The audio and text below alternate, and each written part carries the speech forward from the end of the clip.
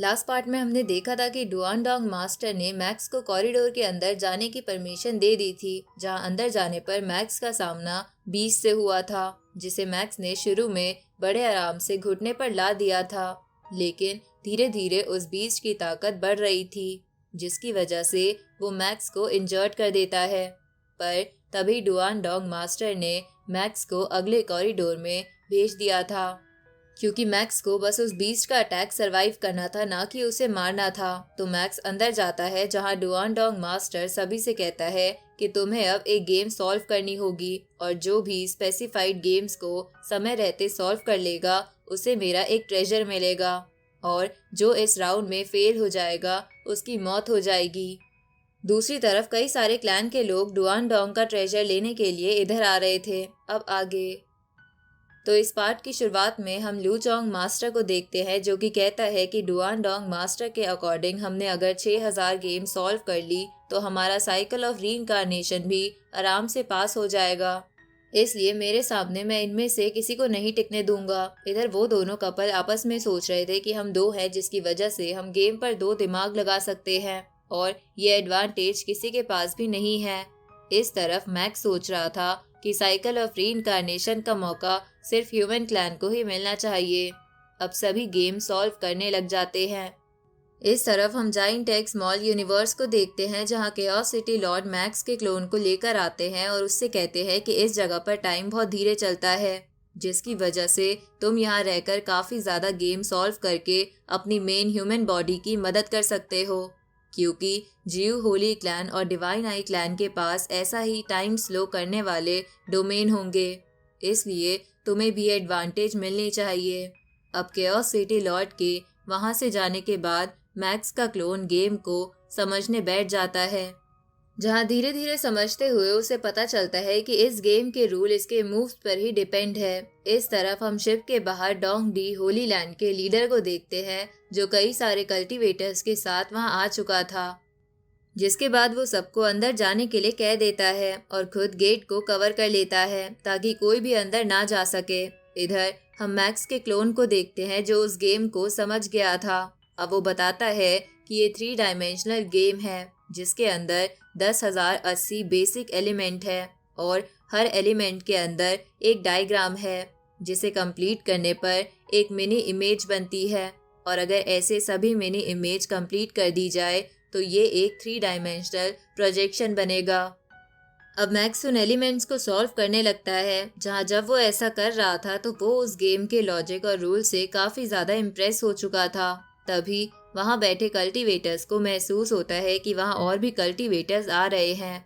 तभी वहां Dong D Holi land के बंदे आ जाते हैं, जहां पहला बंदा हुआ वू मास्टर था, जो बोलता है कि जब हम आ रहे थे तो एक बीस्ट ने हमारे कई सारे लोगों को मार दिया। इधर लू चोंग उन सब लोगों को देखकर कहता है कि Dong D Holi land clan ने अपने कई सारे बंदों को भेज दिया, पता नहीं मेरे लोग कब आएंगे। इधर वो कपल उन सबको देखकर कहता है कि यहाँ न केवल यूनिवर्स मास्टर है, बल्कि यूनिवर्स वेनरेबल और अनडाइंग भी है।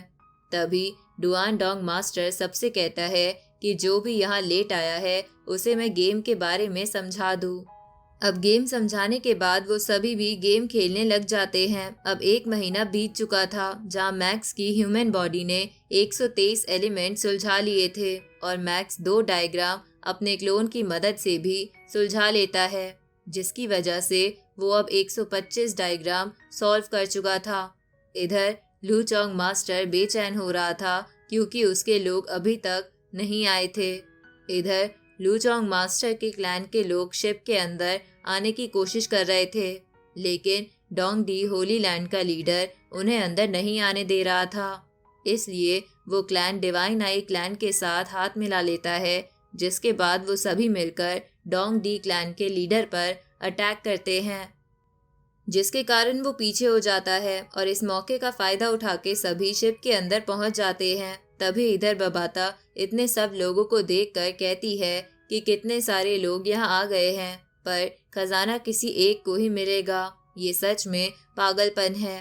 तभी डुआन डोंग मास्टर सभी से कहता है कि इस गेम को आसान मत समझना, जो शुरू में लोग आए थे उसमें से बस ये ह्यूमन ही 124 गेम सुलझा पाया है, बाकी सब तो बहुत पीछे चल रहे हैं। ये सुन के मैक्स समझ जाता है कि अब वो सबका टारगेट बन चुका है। इधर लू चोंग मास्टर का क्लैन मैक्स पर अटैक करने को कहता है, तो वो सभी मैक्स की तरफ बढ़ने लगते हैं। तभी मैक्स अपनी गोल्डन हॉर्न बहमोत वाली फॉर्म में आ जाता है और खुद को प्रोटेक्ट करने की कोशिश करता है। तभी उस पे चारों तरफ से अटैक होने लगते हैं, तो मैक्स उन्हें टैकल करके साइड करने की कोशिश करता है। पर उसी वक्त Dong D Holi land clan का कल्टीवेटर मैक्स को हैमर से नीचे गिरा देता है, जिसकी वजह से मैक्स गुस्से में बाकी लोगों की तरफ बढ़ता है, पर वो हैमर वाला बंदा फिर से मैक्स पर हैमर चला देता है, जिससे एक एनर्जी निकलती है जिसके कारण Dong D Holi land clan के कुछ लोग मर जाते हैं। तभी अचानक से उस जगह पर भी कुछ हलचल होती है और वहां पर बने कुछ स्टैचू उस हैमर वाले बंदे को मार देते हैं। ये देखकर सब चौंक गए थे।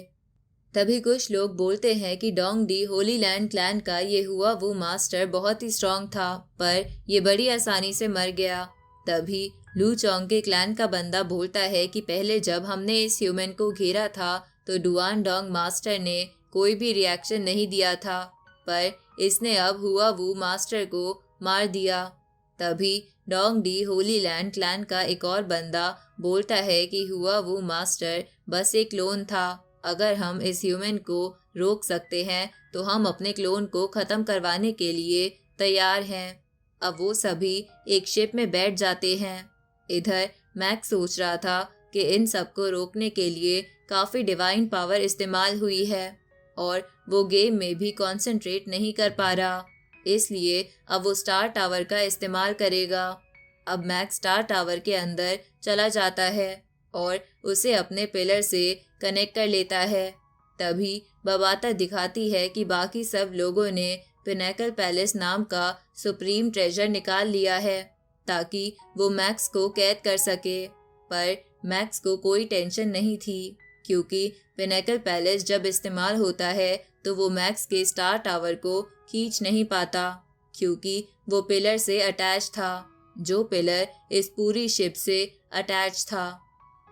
तभी एक बंदा बोलता है कि जिस पिलर को मैक्स ने अटैच करा है उसका खुद का पिलर है, इसलिए मैक्स अब अंदर रहकर भी अपनी गेम सॉल्व कर सकता है। अब मैक्स अंदर बैठे बैठे गेम सॉल्व करने लगता है क्योंकि अब उसे कोई डिस्टर्ब करने वाला नहीं था।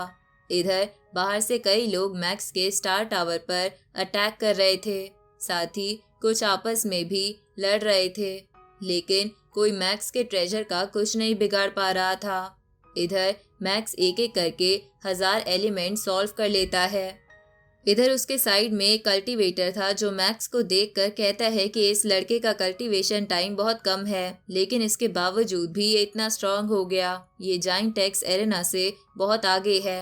अगर मैं यूनिवर्स वेनरेबल पर होता तो शायद मैं इसके सामने खड़ा भी नहीं रह पाता, पर मैं भी इस 2000 नंबर की गेम पर अटक चुका हूँ। इधर मैक्स अपने क्लोन की मदद से 1001 एलिमेंट सॉल्व कर लेता है, जिसके बाद डुआन डोंग सबसे कहता है कि रिक्वायर्ड नंबर ऑफ गेम्स इस ह्यूमन ने सुलझा दी है। ये सुन के सब हैरान हो जाते हैं और इसी के साथ ये पार्ट यहीं ख़त्म होता है।